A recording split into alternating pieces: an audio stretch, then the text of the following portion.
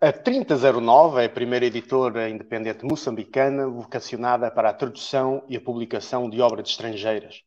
A sua fundadora e a nossa convidada de hoje, a Sandra Tamel, é tradutora e recebeu no passado mês de maio um prémio na Feira do Livro de Londres, o que é, digamos, um selo de garantia da qualidade deste ambicioso projeto. Um projeto que pretende fomentar a tradução e a leitura em Moçambique. Ora, tendo isso em vista, a editora publica obras não só em português, mas também em várias línguas moçambicanas, como por exemplo o Macoa e o Xangana. Convém não esquecer que o português é a língua materna de apenas 11% dos moçambicanos e é falado por pouco mais de metade da população. A editora 3009 pretende assim fazer chegar a literatura a todos os moçambicanos e por isso também aposta nos audiolivros como forma de contornar o elevado grau de iliteracia no país. Relembremos-nos que a taxa de analfabetismo em Moçambique é de 39%, atingindo principalmente as mulheres. Sandra, olá! Olá, muito obrigada por esta oportunidade e é um prazer ter-te aqui assim em França. Ouvi-lo apresentar assim a 3009. Não, eu não, só disse a verdade, não inventei nada. Sandra, a 3009 foi fundada há pouco tempo, há relativamente pouco tempo. Isto parece no mundo anterior, foi antes desta crise enorme, mas foi em 2018. Em 2018, exatamente.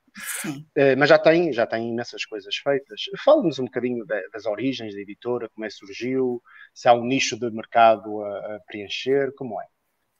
Pois, a 3009 nasce de um projeto que começou, porque assim, o meu percurso é bastante orgânico. Pensemos, eu tenho formação em arquitetura e planeamento urbano, mas por motivos vários não me dedico a essa profissão a tempo inteiro, tendo optado pela tradução literária, depois tradução literária, que é a minha paixão.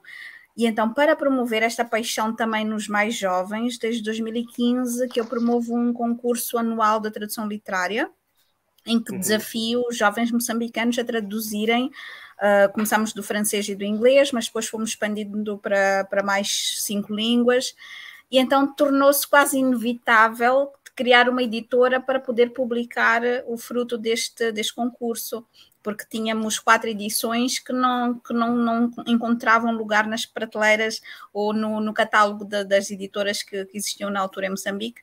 Daí a 3009, inspirada no 30 de setembro, que é o Dia Internacional da Tradução. E aí é a origem. Essa é a origem. Foi para tentar satisfazer uma necessidade, mas porquê que não havia abertura das outras editoras? Olha, eu penso que o mundo todo ainda não percebeu a importância da tradução literária, porque eu gosto muito de citar a José Saramago, que diz os escritores são responsáveis pela literatura nacional, mas são os tradutores que a tornam global. E então é essencial haver esta circulação de literatura. Vejamos, Moçambique é uma ilha lusófona entre países de língua inglesa, tanto que de língua inglesa. Todos os nossos vizinhos falam. Sim. Exceto Madagascar, que é francófono. Portanto, tanto que nós pertencemos à Commonwealth. E pense que em Maputo não se sabe o que é que Joanesburgo publicou na semana passada, e isso é impensável, estamos a apenas 500 quilómetros. Mas esta barreira linguística está muito presente, ok? Que nós temos algumas línguas, temos o Tsonga, que é falado nós como Ronga e na África do Sul, então, mas é assim, as barreiras são imensas e isto resulta numa coisa que é muito triste. Se nós formos a uma livraria hoje em Maputo, pouco difere de uma livraria num aeroporto europeu. O que é que isto quer dizer? Tem uma seleção muito limitada de títulos, não é representativa daquilo que é a região, daquilo que é a língua, e daí eu ter puxado ou ter visto que, olha, temos aqui um vazio que tem de ser preenchido. E eu via que as editoras moçambicanas na altura, que desde então houve assim um boom de editoras independentes, e isto é extremamente gratificante de ver, porque propõem títulos arrojados, propõem autores muito mais jovens do que o que estávamos habituados a ver, e então isto é assim, é preciso dar aquele primeiro passo e vemos que quase que começa uma revolução, e há que pensar que a tradução em alguns países foi a única válvula de escape para alguns autores, em que devido à censura não podiam escrever, eles foram traduzindo, e isto permite também ao próprio escritor desenvolver aquilo que é o seu estilo, encontrar a sua voz e explorar novas formas de estar. Daí eu falo imenso sobre tradução e eu sou apaixonada por isto. Portanto, tenho de me cortar. Somos dois.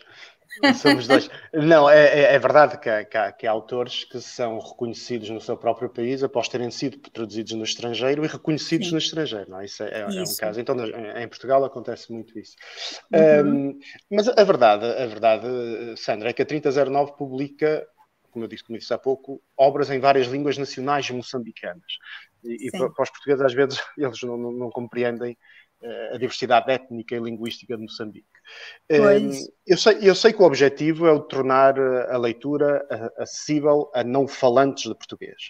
Mas o que pergunto é se não vê nessa estratégia um instrumento muito útil também no combate a uma eventual perda de importância dessas línguas nacionais perante a mais que previsível hegemonia do português, que julgo sem dúvida se afirmará como língua de coesão nacional em Moçambique, não é?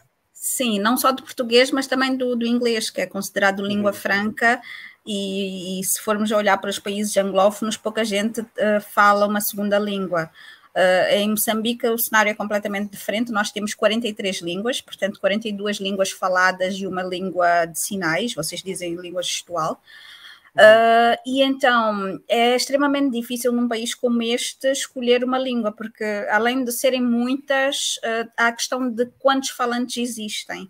Se formos a ver, o Makua, que é a língua com mais falantes em Moçambique, só tem 26% de pessoas que... Makua é a língua falada no norte de Moçambique. No norte de Moçambique, exatamente, é a predominante na zona norte. E então a 3009 inicialmente publicava apenas em português, até termos participado numa conferência em que se estava a discutir exatamente a relevância de haver materiais disponíveis nas outras línguas maternas. A minha língua materna é a língua portuguesa, por uma questão generacional, direi, foi um momento particular em que eu nasci, em que havia esta visão de unir os moçambicanos através da língua, e a língua que seria de união nacional foi a língua portuguesa.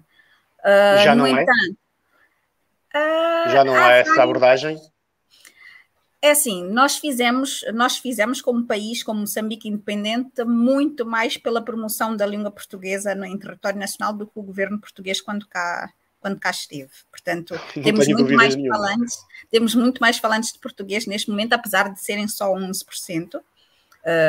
Falantes, não contando com aqueles que são falantes funcionais, no entanto, que saibam escrever e que saibam comunicar, basicamente, mas são pessoas que não conseguirão compreender um texto literário complexo em língua portuguesa, mas que na sua língua materna, portanto, nós isolamos para a região sul o Xangana, porque tem mais ou menos o mesmo número de falantes que a língua portuguesa, e vamos dizer que a língua portuguesa é falada mais nos centros urbanos, portanto, em Maputo, Beira e Nampula.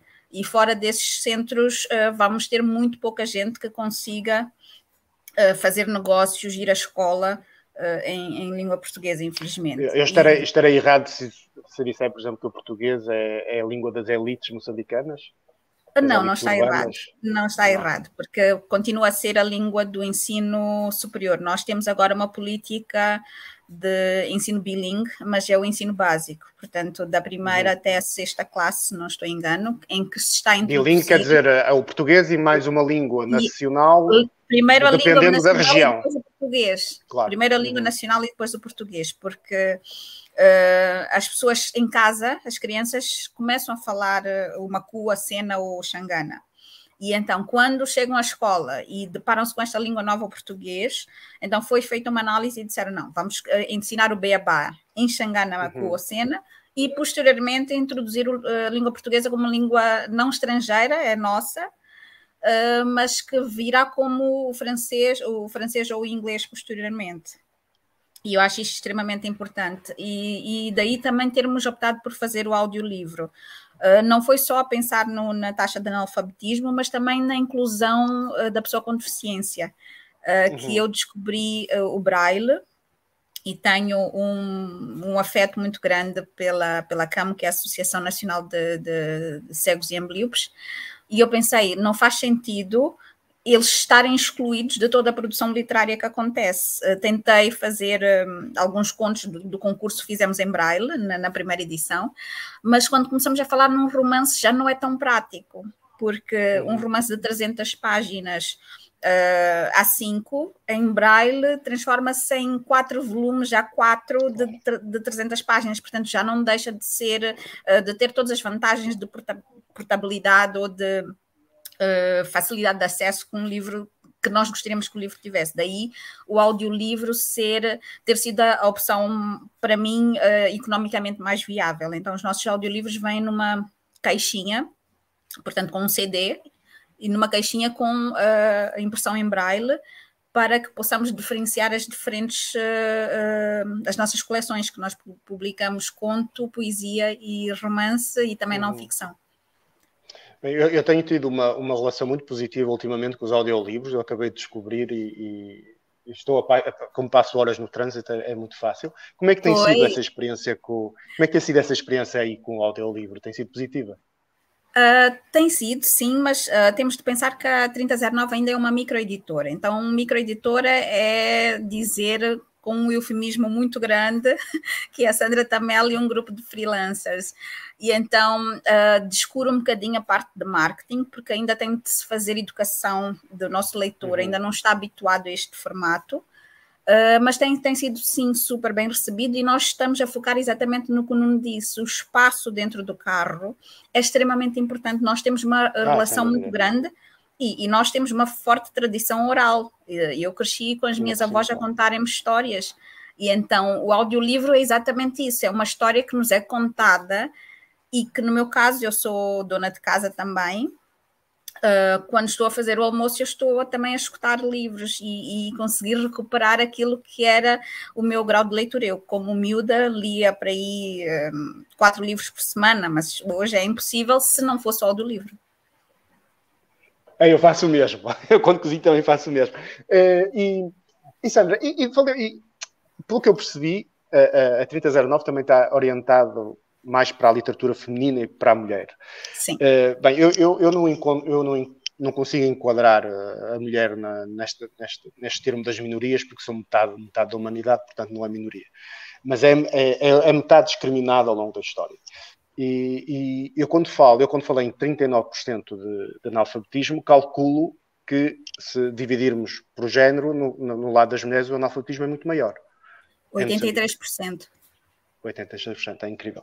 E o audiolivro torna acessível também o romance e a literatura às mulheres, neste caso, que não sabem ler, não é? Exatamente. Sabe que ouvi isto na rádio, que foi num programa da BBC, se não estou a enganar-me, a dizerem que havia uma lavadeira. Ela é analfabeta, mas conhecia de cor a obra completa de Dickens através da rádio, através dos audiolivros. E então, eu sempre defendo isto, a dizer que, olha, não significa que a pessoa não saiba ler ou escrever, que não tenha interesse em poesia, que não tenha interesse em ler. Só que a literatura tem esta barreira, é elitista. E então, quando as pessoas começam a dizer, olha, a Sandra está a democratizar o livro, a Sandra está a descolonizar um pouco isto, eu fico assim assustada, porque estas são palavras enormes, mas ao mesmo tempo eu compreendo esta dimensão que o trabalho da 3009 está a ter, que de facto grupos que anteriormente estavam marginalizados estão a ter acesso ao livro. A nossa tiragem ainda é pequena, temos de pensar, somos 30 milhões de moçambicanos, claro. E o livro ainda é caro. apesar de estar disponível, nós temos e-books, temos os audiolivros disponíveis também nas plataformas, mas isto também comporta outros desafios. A nossa sociedade não está habituada a comprar no digital, não está, não é estar habituada, também não temos assim tanto acesso à internet. De pensar que há 10 anos eu tinha de ir ao internet café para ter isto que estamos a fazer aqui de minha casa, e não era tão rápida. E continua a ser bastante cara a internet e o seu acesso aqui em Moçambique. Portanto, há uma série de desafios ainda para conseguirmos a penetração ideal, porque eu penso que o meu mercado, o meu grupo-alvo está nas zonas rurais. Eu estou a falar-vos de Marraquene, estou a 26 quilómetros de Maputo, mas é uma realidade completamente diferente. Não há arranha-céus, não há estradas assim, sim, não é tão fácil. Marraquene tem que 200 mil habitantes, 250 mil habitantes. 240 mil, e pense, não temos uma livraria, não temos uma biblioteca. Pois, era isso que eu queria perguntar. Quer dizer, as pessoas quando ouvem falar em Marraquene, se calhar não se lembram do tempo os portugueses, falo dos portugueses, de Porto Luís e tal, e portanto não conseguem ver a dimensão de Marraquene. Quer dizer, a área, não sei se pertence à área metropolitana de Maputo. Não está. Não está, mas pronto, ali estamos a falar de 250 mil habitantes, sem biblioteca e sem livraria. E sem livraria, sim. E sem livraria. Mas o que eu pergunto... eu tenho contactado muito com a nova geração moçambicana, nomeadamente escritores, e noto que há um potencial de crescimento enorme. O que eu pergunto é se esta nova geração, que tem agora, à volta de menos de 30 anos, se tem mais vontade de ler, se há uma procura, e procuram livros e depois não têm oferta, nem bibliotecas, nem livrarias. Isso acontece? Há uma transformação geracional ou não? Olha, eu direi que houve uma transformação, sim, mas para o negativo, porque eu direi que a minha geração, eu estou com 41, a minha geração lia mais do que a geração atual. Okay. E que lê mais do que os adolescentes, portanto. Por isso é que nós fizemos uma viragem como 3009, que nós publicávamos apenas para adultos, mas vemos que o adolescente, portanto, a partir dos 15 anos, para nós está completamente perdido. Não conseguimos competir com o Instagram, não conseguimos competir com o TikTok. E então o foco na primeira infância, portanto, mesmo bebés, de bebê até aos 10 anos, então nós estamos a criar agora uma coleção específica para esses grupos nas línguas maternas e a tentar reverter, porque houve um afastamento muito grande do moçambicano ao livro e, como disse, há vários fatores. O livro é caro, é um fato. Qualquer livro é caro. Nas bibliotecas é gratuito. Pois, mas as bibliotecas terão os livros que interessam a estas pessoas, porque acontece uma coisa, e eu falo isto porque tenho acompanhado, o meu sonho é abrir a primeira livraria de Marraquene com uma biblioteca ao lado, para que quem não consiga pagar o nosso livro, que nós tentamos fazê-lo a um preço acessível, mas quem não consiga a esse preço, tenha acesso ao nosso livro, e não só gratuitamente. Portanto, ainda hoje estive a fazer o levantamento arquitetónico e foi como matar saudades de vestir o capacete e as botas e os coletes e matar a saudade de ser arquiteta. E então, este é o esforço que estamos a fazer, mas é um trabalho contínuo. E, como disse, a biblioteca, o que acontece com muitas bibliotecas em África é que elas recebem donativos de livros. Mas estes donativos são feitos conforme o foco de quem está a doar. Portanto, podem ser manuais de jardinagem, podem ser manuais de culinária, e o que eu quero dizer com isto? Não são relevantes para aquele grupo de pessoas que vai ter acesso à biblioteca. Então, o que é que acontece? Isto é como um dumping. Estes livros acabam atirados numa sala que ninguém nunca vai lá ver, e também porque... Perguntemos, mas o que é que interessaria a um jovem moçambicano ir ler um desses livros? Se formos à Biblioteca Nacional, eu não sei se vamos encontrar lá Chimamanda Ngozi Adichie, não sei se vamos encontrar a Novaiot Bulawayo, não sei se vamos encontrar a Jaimília Pereira. Então, se não estão lá estas pessoas, que são as pessoas talvez da idade delas, se não temos lá histórias, será que o Harry Potter está lá em português? Não sabemos. E é muito provável que não esteja. E então, o existir uma biblioteca como edifício é necessário, sim, mas é necessário também haver bibliotecas que estejam adaptadas àquilo que é o tipo de pessoa que lá vai. E tenho falado com várias mulheres com iniciativas similares à da 3009 e com o objetivo de criar espaços assim democráticos, em que nós queremos ver o rosto. Se nós temos apenas a Paulina Chiziana, a Sónia Sultuane e a Virgília Ferrão e algumas outras mulheres que estão a escrever em Moçambique, porque se nós formos a ver, você entrevistou o Mélio Tinga, com quem eu trabalho já há alguns anos. Se for a ver, quem vence os concursos literários em Moçambique são sempre homens. Quem participa nos concursos são sempre homens. E então a mulher não é minoria, mas precisa de ver o seu trabalho valorizado. Então nós temos oficinas, vamos começar tenho de organizar os posts, vamos lançar agora a chamada de submissões, em que nós vamos abrir as portas e vamos receber textos de mulheres moçambicanas. Portanto, mulheres que não tenham obra publicada, e que tenham interesse em seguir a carreira de escritora. Então, o que é que nós vamos fazer? Vamos recebê-las todas e vamos fazer um workshop de escrita criativa, porque nós temos de convir. Se são pessoas que estão apaixonadas pela leitura, muitas vezes não têm acesso a livros para conseguirem aperfeiçoar aquilo que é o dom que têm. Portanto, profissionalizar um pouco mais a escrita delas e torná-las, elevá-las a um padrão publicável. Então, quando chegarmos a esse padrão, nós vamos fazer uma seleção de 7, porque a coleção se chama As 7x4, alusivo ao 7 de Abril, que é o Dia da Mulher Moçambicana. Então, são 7 vozes que são traduzidas ou publicadas nas 4 línguas moçambicanas, a língua portuguesa, Makua, Sena e Xangana. E então nós estamos a fazer isso para tentar aumentar o corpo de literatura moçambicana no feminino. E acho que isso é extremamente lá está, ambicioso, é um projeto ambicioso e revolucionário, e depois falaremos disso, que eu gosto de coisas revolucionárias. Sandra, obrigado por chegamos ao fim do nosso tempo, obrigado por ter falado connosco. Bem, quem nos vê, quem nos ouve, a 3009 é uma editora moçambicana que traduz obras para português e para as outras línguas nacionais de Moçambique.